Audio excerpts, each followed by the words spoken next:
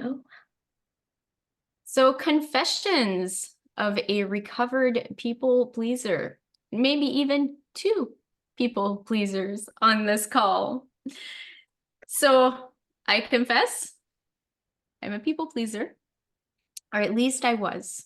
And recovered is a bit of a heavy word. Are we ever fully recovered? I think we are continuously recovering. yes. My name's Melissa. I'm an executive coach and a management consultant. And what I do is I work with amazing leaders who are experienced and who are looking to just get their edge, right? To go to that next level of leadership, be more effective with their communication and with their influence so that they can build a high performing team and have a big impact, a bigger impact in their organization. Kelsey-Ann is joining me today, and Kelsey-Ann is part of my team. Yes, I'm your director of operations, and I schedule these lives so that we can come and talk about issues that real leaders are facing, and offer some training on relevant issues that your clients have seen all of last year and beyond.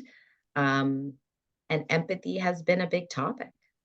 Empathy has been a big topic. And when it comes to people pleasing, it's not something that we think about when we think about leadership. However, it's one of those patterns that I uncover along the Mhm. way as I'm working with clients. So, what is people pleasing? That is the first question that I want to put out there. And if you're here joining us, I'd love to hear your thoughts. We're going to keep this very Q&A conversational style.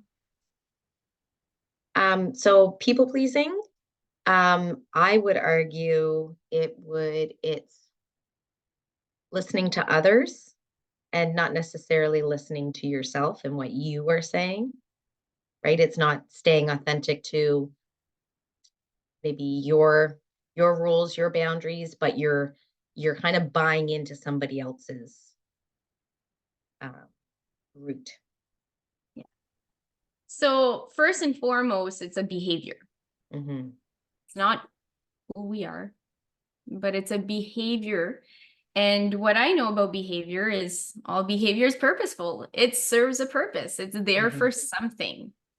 This behavior, like you were saying, Kelsey-Ann, can look like um, making yourself smaller, not listening to yourself, listening to others over yourself, following others. Um, and I would explain it as potentially sacrificing yourself, your needs, your wants, in order to please other people. And being tuned in and listening and understanding other people, and even negotiating differences and compromising isn't necessarily a bad thing. When we're looking at cooperating and collaborating with others, there's a certain amount of flex that we need. Hmm. So where is that line? Where's that line? It really depends, and it depends on you. Mhm. um, yeah, How do you know when you've crossed that line? with myself, or how do I know when I've crossed it with others? Both. Both. Like, just talk about, like, how do Yeah. we know when we've crossed into people pleasing, when it's no longer healthy? What would be indication of that? Um, I think internally, it doesn't necessarily feel good. There's resistance. You're fighting something or you're fighting against it. There's some sort of agitation that's inside that you're like, yeah, but you keep trucking through. Um, on the other side, I think um, it's almost like when somebody is people pleasing you, you almost become too reliant on that person, right? Mhm. Like they're full steam ahead, but they don't necessarily know the direction maybe, or just, they're going along and it's like, okay, well, I'm going to give this to them. I'm going to give this to them. I'm going to give this to them. When really those are maybe things that you needed to keep on your plate and they should have never gone on your plate. Yeah. So it's interesting to consider that. And I invite everyone who's listening in, how do you know when you've crossed that line? For me, it comes up as um, ooh, my needs aren't getting met. And when I'm talking about needs, I'm talking about those 5 basic needs that we all share. A need for survival, a need for belonging, a need for power, a need for freedom, and a need for fun. So I'm usually feeling it in the belonging piece. That's where I feel it. Love and belonging. I'm not feeling that connection, that intimacy, that two-way, mutually satisfying interaction. Mm-hmm. So that's an indication to me, like, ooh, if I'm feeling like I'm giving and I'm giving, but I'm not getting, there's no balance. Mm-hmm. That's one of my mental triggers that says, hey, Melissa, what kind of behaviors are you using in your relationships right now, that they be at home or at work or with friends or family? Like, Right. this is a topic that transcends the workplace. It's everywhere, but it's also Definitely. in the workplace. We don't think about talking about people-pleasing patterns in the workplace, but they're there. Oh, yeah. Mm-hmm. They're there. Yeah. And I can see somebody is watching. So, say hi. If you're watching the replay, hashtag replay below. And any questions that you have, please, drop them in the comments and we will circle back to them if you're watching it on the replay. We love to have people interact with us and ask those questions because, we're doing it for leaders. Yeah. And it's always conversational with us. And today more so than Yeah, we are coming with questions to discuss. So definitely. so what's the danger? This is the next question that I wanted to ask, is what is the danger of people pleasing?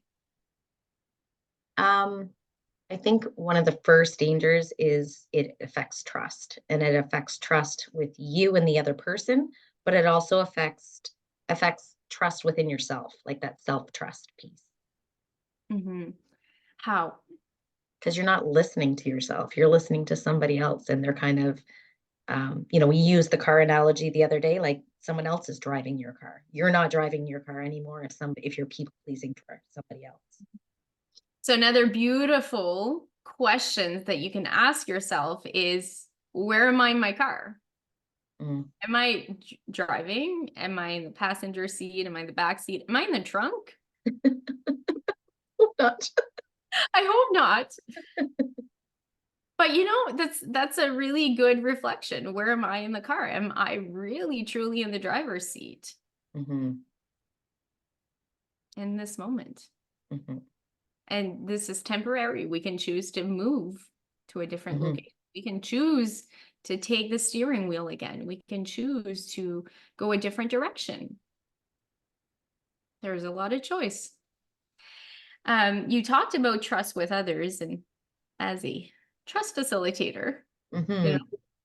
I see this. I see this a lot in team dynamics where we have a person who is people pleasing could be perceived as someone who is not standing on their own 2 feet, or who is going with the wind wherever the wind, so we can't really trust where they're at, or they're not speaking up, so we don't really know what they're thinking, or we know that they're just going to people please and go along with it, so we're not really trusting them as an expert or as a person who can lead. Mm-hmm. We can see it as, it often appears as like laissez-faire. If you're in a position of leadership and you have people-pleasing patterns, sometimes it's like, I'm not going to say anything and I'm not going to hold any boundaries because I'm afraid that somebody would get offended, or that they might retaliate, or it might create conflict. We want to keep them happy. So we avoid, then we're seen as laissez-faire, and then the team doesn't trust us. They don't trust that we can do the hard thing, make the hard decision, have the hard conversations. And if you are part of a team, so like I'm just bringing this one step further, if you're part of a team where someone's doing something that they shouldn't be doing, and the leader is not speaking up, is not doing the thing that will bring this person into alignment, then hey, there's no boundaries. There's no, we say these things, but no one's going to reinforce it. So Tina just dropped a comment. I can relate to this. I used to please others, and today I'm pleasing myself more and more, and I feel so much happier since I'm the driver now. Yes, yes, Tina. Oh my God. Yes. So many yeses. And it's important to realize that it's an organized behavior. So if we've had the behavior, and this is why I was like, you know, recovered, it's a hard word to really put out there, because are you truly ever recovered? If it's a behavior that we've used and it's been effective to some degree, it is a behavior that we can pick up. It's a pattern that we can fall into when stress is present, when things go wrong, when you're low energy, and you know, you won't even notice that you fall into it until you know, you have that little internal like, ooh, it feels like I'm being compromised here. And then you can choose again. You can choose to step out of the pattern. Definitely. But it definitely exists in your content, your library of behaviors. Definitely. So what is the point of people pleasing? Like, what is the goal? Because all behavior is purposeful. So why are we doing it? I think part of it is you want to be liked, right? You don't necessarily want to stir that pot. You don't want to cause the conflict. And asserting those boundaries can be awkward, can be difficult if you don't know how to voice it appropriately. And because we all want to be liked and respected and trusted. Yeah. And there is a maintaining the relationship quality to it. We want to keep our relationships. Definitely. So that's not a bad goal. Like that's a good goal. And as leaders, we should be concerned about our relationships, because how people feel about us and how they feel on the team and how they feel about their work and their workplace will affect their engagement level. Definitely. So we should be concerned about the relationship. But we are maybe uncomfortable with hard conversations, dealing with the emotional reaction that will come with having those conversations, with talking to someone about their behavior that's unacceptable, or how they might react to you putting forward what's okay or not okay, or what you want or your needs. So it's easier to go along with it. But it's not easy when you're sacrificing yourself. Definitely not easy. And then burning out. Right? Feeling that level of burnout. So we want to be liked. We want to be trusted. We already know that people pleasing is not going to lead to trust. We want to be respected. And we're definitely not getting the respect when we're people pleasing. So how can we nurture the relationship, which we know is important? How can we maintain that relationship and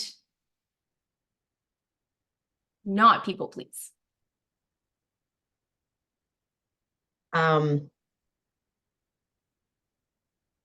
it's boundaries, but it's also kind of using boundaries as, and I love the imagery that you put forward of a lot of the times we think of boundaries as building walls around us. We need to protect ourselves, right?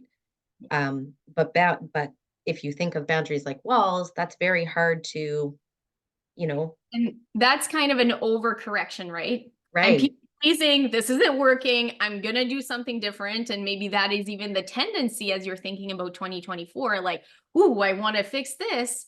Um, yeah, it's an overcorrection. Yeah, And then if we have walls, what happens to the relationship?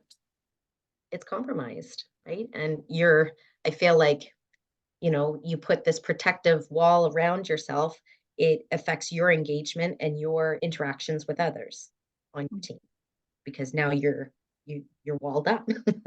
You have these walls that people, you've if you've been actually vocalizing them, they know those walls exist. But when you think of boundaries like bridges, like that imagery that you put forward, that is a very different feeling than putting up those boundaries, those walls. Yeah. So I would dare to say that empathy is the route. And we confuse empathy with people pleasing. Oh, you can't be empathetic because if you are, they'll take advantage of you. No, they'll take advantage of you if you're people pleasing. Mm-hmm. Not the same thing. Right. Not the same thing. And so that begs the question, what is empathy? If it's not people pleasing, what is it? I think there's a lot of misconceptions over what empathy is. I know I, for one, didn't really understand what empathy was until I looked at it and was like, oh, okay, well, it's not putting their problems on your shoulders. It's not taking over, it's listening to understand, but not necessarily actioning anything. Yeah, it's a lot more about being than doing. Right. So empathy is really, if we want to simplify the definition, it's understanding another person's personal experience, like what's happening internally. What are they thinking? What are they feeling? What do they want? What do they need? And in order to be able to do that, we need to connect with them, Mm-hmm. like really connect with them. Mm-hmm. We need to be asking questions and we need to be actively listening, meaning we're listening with the intent of understanding, not to add anything of our own. But we are listening to understand and we are reflecting back what we're hearing to confirm that we're listening. And when we do that, what we get is we start picking up on the emotional data. We start picking up on what is really going on here.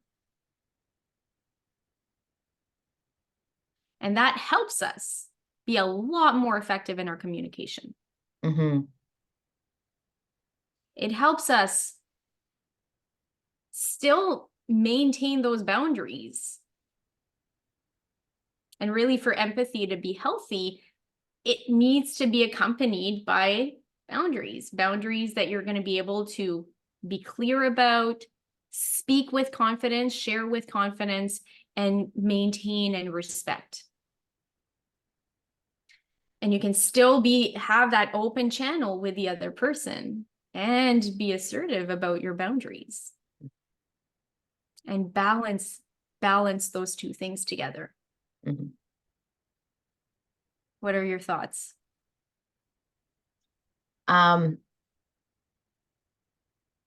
think this is applicable for the workplace, but also with family. Like Tina mentioned in another comment that, she's working with it hard with her family. And this is applicable for family as well as in the workplace, right? You don't check emotions at the door. They are present and you're constantly dealing with not only your own emotions about it, but other people's emotions about the situation or what they feel about the situation.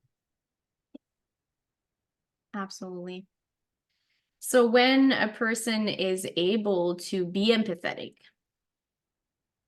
and be assertive, what we're doing now is we are increasing our influence because we are connecting with people where it matters, right? Because we're connecting and we're picking up that emotional data, and the emotions is what is driving their behavior.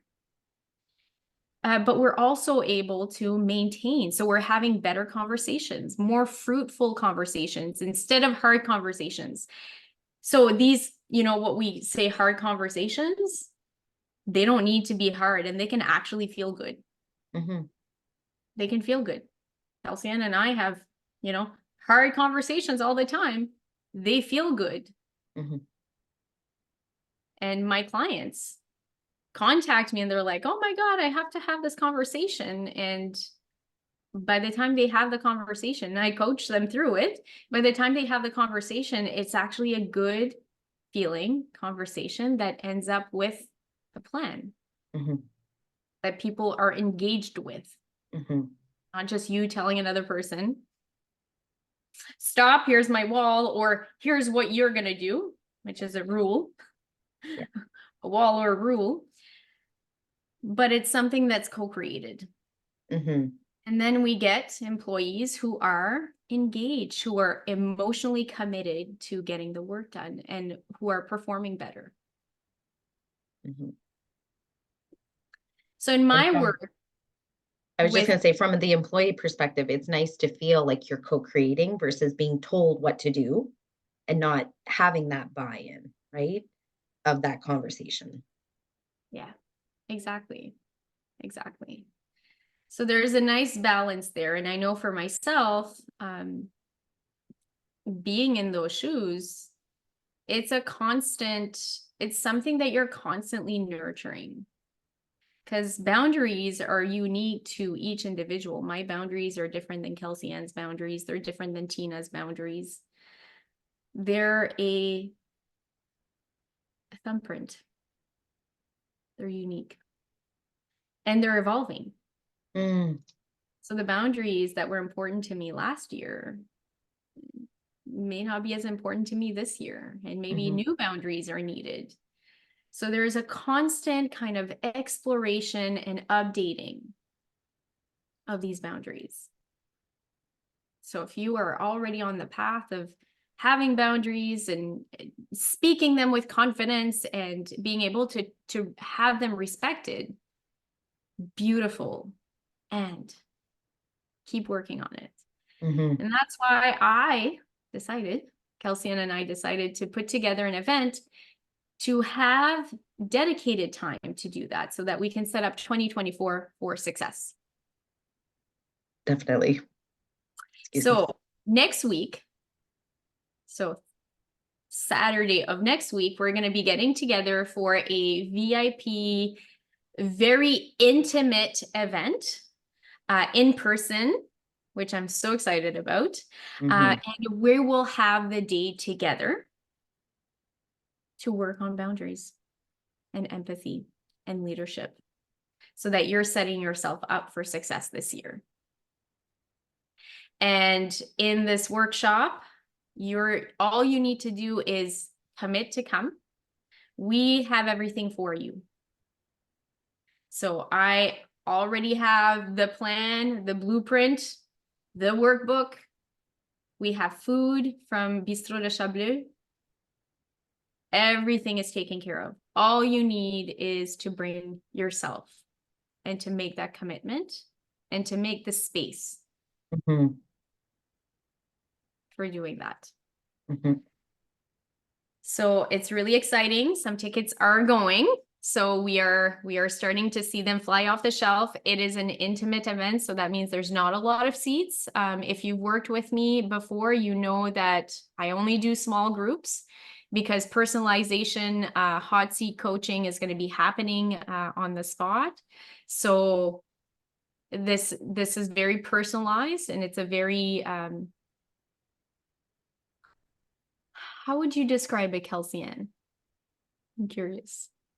I would say it's a very intimate exploration with yourself on boundaries. Because again, boundaries are, they're for you. Mhm. You know, they're for others, they're to communicate for others, but they're for yourself. And sometimes as leaders, we don't necessarily have our boundaries defined, and to be able to communicate that effectively is, can sometimes be a challenge. Yeah. And like you said, they're constantly evolving and changing. So if you're in a position where last year your boundaries were X and now they're, ABC, well, we might have to communicate those a little differently. Yeah. And as you're moving up, so if you've been, if you are about to be promoted or you've been promoted up, you're in a new leadership, a higher leadership position. Definitely those boundaries are needing the evolution. Definitely. Definitely needing an evolution. So join us. When you buy your ticket, you actually get 2 tickets. It's a BOGO. Bring a friend, bring a colleague, because we want to reinforce the accountability. Hmm. Okay, so I usually work with people for an amount of time, right? Over time, that creates the accountability. Here, this is a 1-day event. So I want to make sure that as you're walking out, you've shared your plan with someone, Hmm. right? And you have that accountability for the year. All right, so how do you get your ticket? There is a link. Kelsey Ann, do you have it handy to I drop in the do. chat? I do. So I've just dropped it in there. I did want to make mention that, to act fast, registrations close on Tuesdays. So, there are limited seats. And like Melissa said, they are going. So there's only a handful that remain. And this is going to be a very unique event. Like, this is a very immersive workshop. It's very hands-on, very tactile. Um, so I'm super excited about it. I think it's going to be any leader who decides to show up for themselves, they're going to be really kind of blown away. But, when they leave, like knowing, okay, these are my boundaries, and, they have a plan to Yeah. build those bridges. Yeah, and you're saying that is triggering that wanting to mention that this is not you're sitting and learning about boundaries, like this is not just like a training session. This is a very active, you're going to be doing your personal work Yes. and you're going to be walking away with that result. Because if you haven't worked with Melissa before, she doesn't do the work for you. Right? You really encourage, because you don't know my answers. Oh, Only I'm a I do. So, yeah. So I'm a you help coach. us kind of pull those out. Absolutely. I'm a guide You are a guide. and I know the process. So trust the process. Come join us. We're going to have lots of fun. Lots of fun. And I just got a big order here from Amazon with our materials. I might even maybe next week if we do a live, Show some. I'll show some of the materials because it's going to be lots of fun. It is. All right. Have a great one. And I hope to see you soon. Remember, Tuesday is the deadline because we do need to order food. We need to give final numbers to Giselle and we need to get those workbooks printed. So let us know. Are you in? We hope Have a so. great day, everyone. Bye. Bye.